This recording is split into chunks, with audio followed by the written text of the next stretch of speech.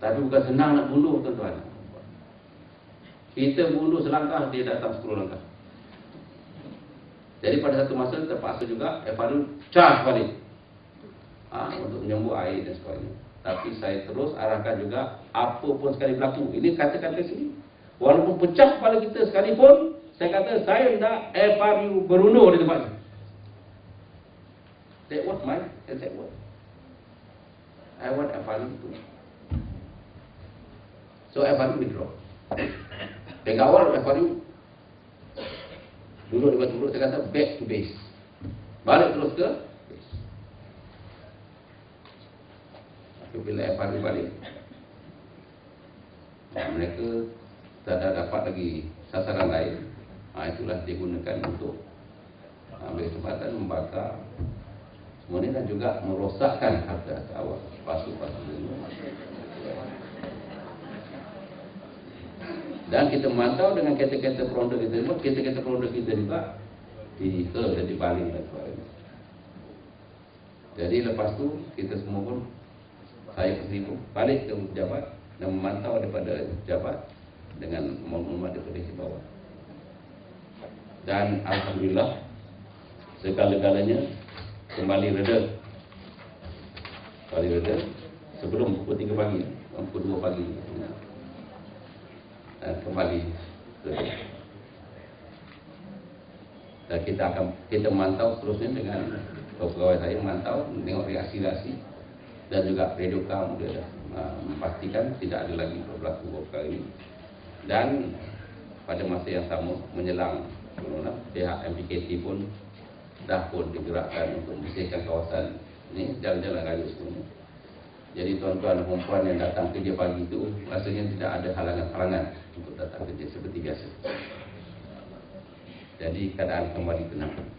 Jadi syukur alhamdulillah bahawa orang ramai yang lain-lainnya tidak terpengaruh untuk terus sama, tak terpengaruh.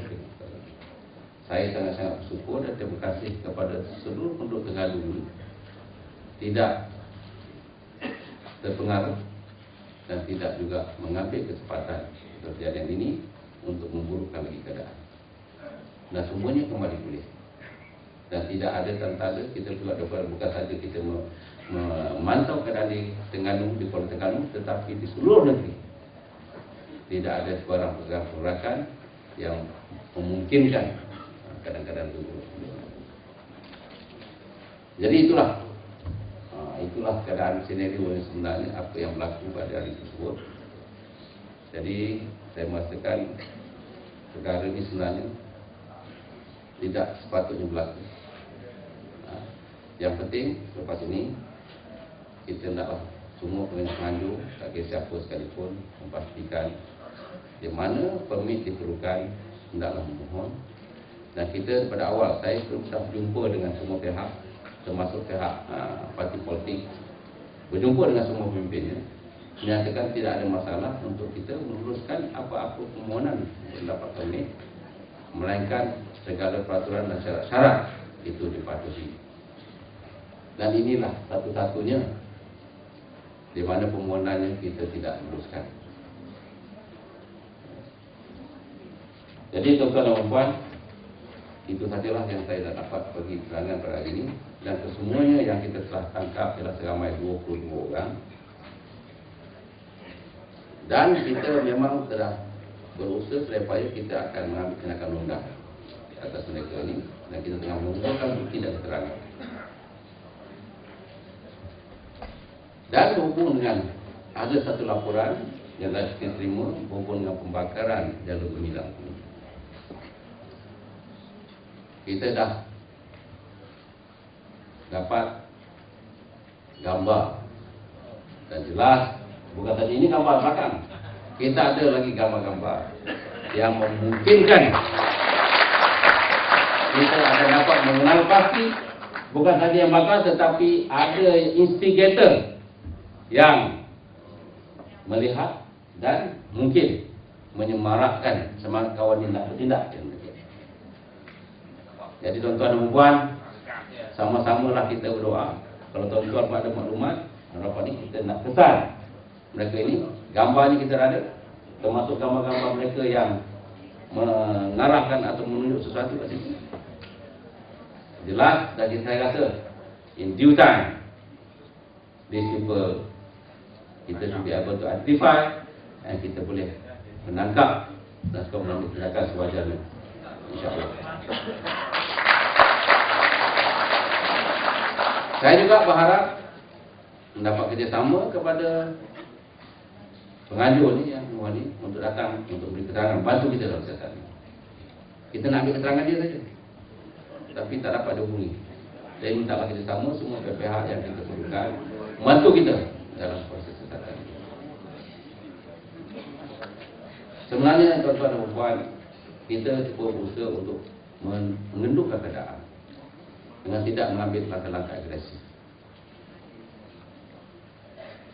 PFRU hanya masuk selepas pihak tugas am tidak dapat lagi mengawal keadaan, dan mereka sendiri telah memohon kepada saya ya, untuk melibatkan PFRU. Jadi itulah. Jadi saya masih lagi bersyukur kepada Allah SWT bahawa perkara ini tidak berlarutan, dan saya harap keadaan sebenar ini dapat disampaikan kepada semua pihak, dan berdasarkan maklumat dari sekarang kita ada, keadaan di negara Terengganu ini berada dalam keadaan biasa, balik ke normal, dan tidak ada tanda-tanda sebarang ancaman yang ada. Jadi tuan-tuan dan puan jangan risau untuk menjalankan tugas dan aktiviti masing-masing. Dan saya sebenarnya saya nyatakan tadi, kita tidak ada cadangan untuk membekukan apa-apa semuanya. Jadi sesiapa yang nak mengadakan perhimpunan atau mengadakan, memohonlah kepada kita dan pastikan kita ada permit dan berasa bertanggungjawab supaya mengancur untuk memaklumkan apa juga keputusan yang telah diperoleh dan menentukan langkah-langkah. Kita bukan saja nak mengancur, tetapi pastikan kita dah mengancur, jadi penjaga yang bertanggungjawab untuk memastikan segala faktor, segala langkah-langkah keselamatan, keselesaan dan juga masalah-masalah online ini dapat kita tangani dengan cara yang baik.